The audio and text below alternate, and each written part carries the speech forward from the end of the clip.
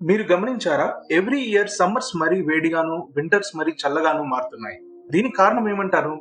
Modern సొసైటీలోని మనుషులు వాడే cars, నడిపే ఫ్యాక్టరీస్ రిలీజ్ చేసే CO2 వల్ల పొల్యూషన్ బాగా పెరిగి గ్లోబల్ వార్మింగ్ అవుతుంది. అంటే ఇయర్ బై ఇయర్ భూమి యొక్క టెంపరేచర్స్ పెరుగుతున్నాయి.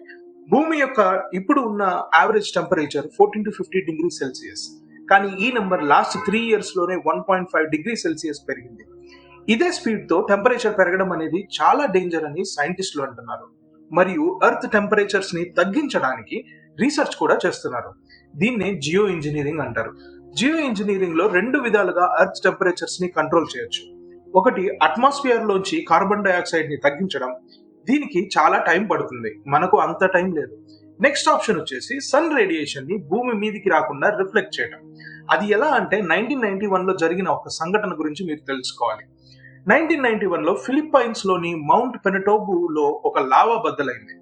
దీని నుంచి వచ్చిన పొగ అట్మాస్ఫియర్ లో 19 కిలోమీటర్స్ వైడ్ గా దట్టమైన ఒక మేఘంలా వ్యాపించింది.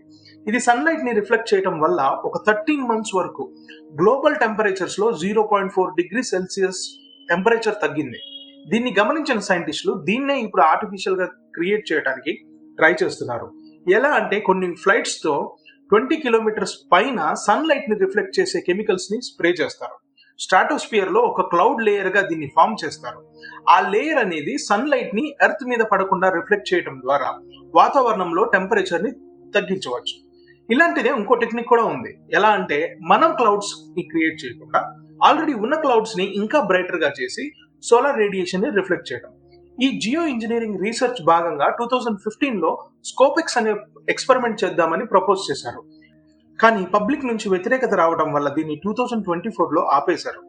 ప్రెసెంట్ అయితే సైంటిస్టులు దీన్ని కంప్యూటర్ లో సిమ్యులేట్ చేసి ఇలా చేయడం ద్వారా వచ్చే కాన్సిక్వెన్సెస్ ఏంటి అని స్టడీ చేస్తున్నారు. లాస్ట్ 2 ఇయర్స్ లో UK, US గవర్నమెంట్స్ దీనికోసం $250 మిలియన్ ఫండింగ్ చేశాయి. ఇది కానీ సక్సెస్ అయితే గ్లోబల్ వార్మింగ్ నుంచి మనం బయటపడొచ్చు. మరి చూడాలి రాబోయే ఇయర్స్ ఎంత వామ్ గా ఉండబోతాయో. కంటెంట్ నచ్చితే లైక్ చేసి షేర్ చేయండి. Your watching sigma diaries, signing off.